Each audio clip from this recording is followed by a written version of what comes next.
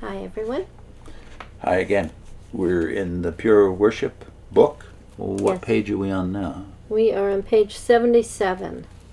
The page before was the beginning of a banner, so right across the top they have this banner right across the top. We dealt with the first one, Son of Man, so we thought we would look at the next two on the banner. These are statistics that the Watchtower gives. So the first one is, will have to know that I am Jehovah. So you want me to read what they say? Sure. They say more than 50 occurrences.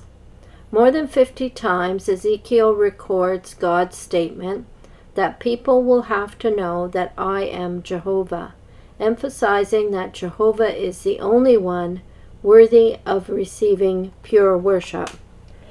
Excuse me. The second one is Sovereign Lord Jehovah. And they tell you 217 occurrences. The expression Sovereign Lord Jehovah appears 217 times, giving the divine name the prominence it deserves and stressing that all creation is subordinate to Jehovah.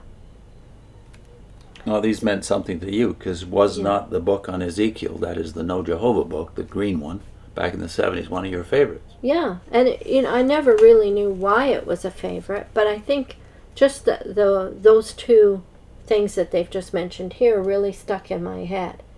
And it gave me maybe the sense of needing to proclaim God's name. Mm-hmm. That seemed to be in there. This was a job for us to do, so I connected it with that, being faithful and speaking about Jehovah. And I'm sure I sat in on those studies. I think we studied it more than once. I think at least twice, yeah. And so that really stuck in my head. I had a fondness for it. But I would say now, looking at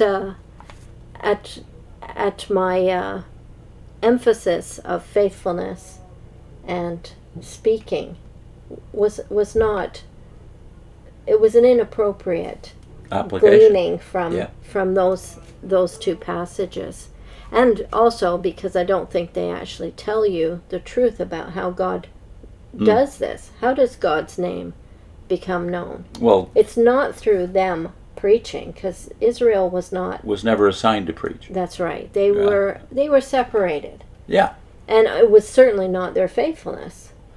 Yeah, so they were supposed to be a light to the nations in the sense that they were to be different than the nations. But preaching wasn't part of that mandate. Yeah. And when you read the whole book, you find out that how his name is vindicated has nothing to do with their faithfulness. It's his faithfulness.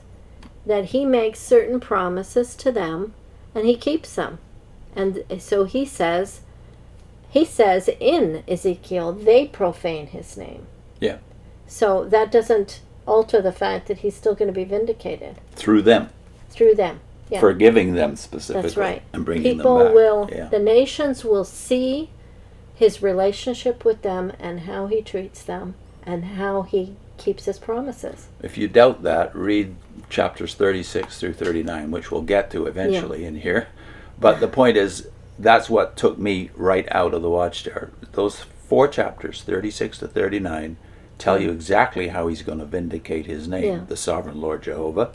And the reason we missed it is because in that book they don't even mention some of the chapters. Whole sections are missing. So here, the statistics they use, they think are vindicating their position, of course, but there's another statistic that they completely leave out here, that this has got nothing to do with the New Testament. That is that 900 times, approximately, and depending on which Bible you're using, 900 times the name Jesus occurs in the New Testament, and the Tetragrammaton never occurs in its original form in Hebrew or in a Greek equivalent. So what do you do with that? And the point is, what they do here is just completely omit that inconvenient fact.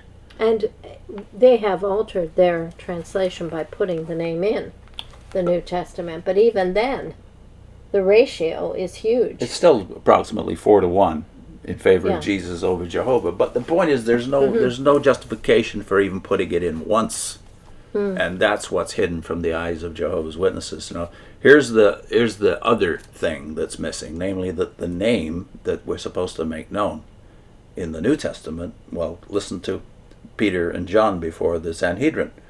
This is Acts 4:12.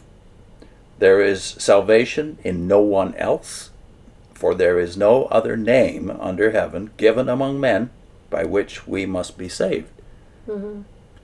God himself has not given us his name as the one that saves us. It's the name of Jesus.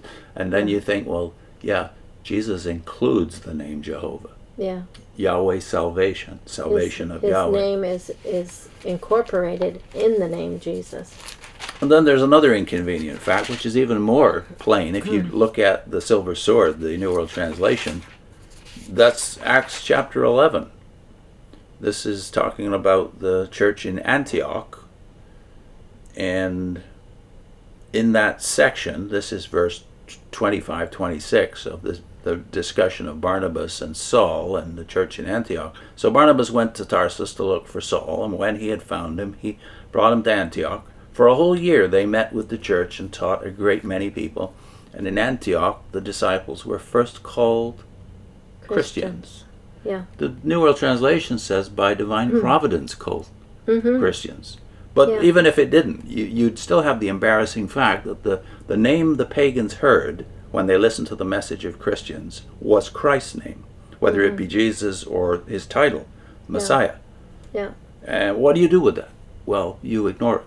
Yeah. So I did want to make a point too about the profaning of God. Israel is guilty of profaning God. We're told that. Even in Ezekiel we're told that they have profaned my name in the nations. But they're not alone in doing this. So Jehovah's Witnesses profane God's name. But they're not alone. They're not doing it deliberately. Don't hear us wrong here. That's right. They're not alone. We profane God's name. All people. Christians too. All people profane God's name. And the reason is, and I think I got this from a concentrated reading of the Old Testament, because it makes a big point of showing the holiness of God and our commonness.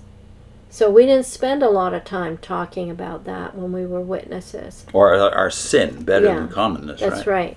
So it highlights that.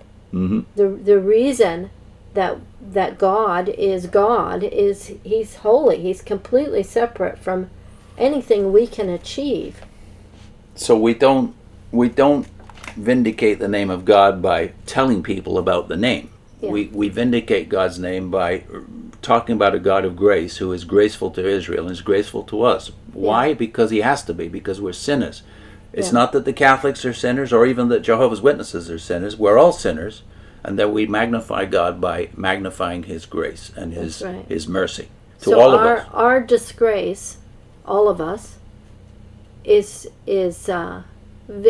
God is vindicated by his grace to disgraceful people. That's right. That's the message of Ezekiel. That one day he will show this manifestly through what he does with Israel, who you say, if you're a Jehovah's Witness, are the most blameworthy of all people. Yeah. Because not only were they sinners, but they were gross sinners, idolaters, and then they got rid of the Messiah himself. Yeah.